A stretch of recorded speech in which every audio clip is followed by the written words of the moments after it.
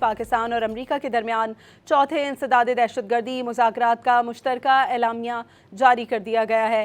پاک امریکہ انسداد دہشت گردی، شراکت داری، مشترکہ مفادات اور دہشت گردی کے خاتمے کے لیے باہمی عزم پر زور دیا گیا۔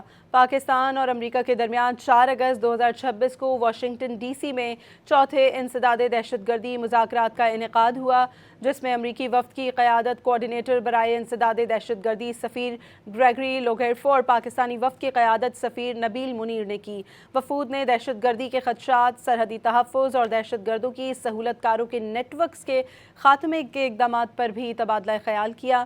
مشترکہ اعلامیے میں کہا گیا کہ خطے میں دہشت گردی میں ملوث داعش، خراسان، القاعدہ، فتنہ الخوارج، TTP، فتنہ الہندوستان، BLA اور اس سے وابستہ تنظیموں کے خلاف کارروائیاں بڑھانے پر زور دیا گیا۔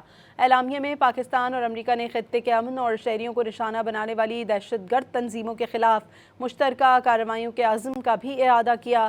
پاک امریکہ مشترکہ اعلامیہ دہشت گردی کے خاتمے کے لیے پاکستان کی قربانیوں اور دہشت گردی کے خلاف اقدامات کا عالمی سطح پر اعتراف ہے۔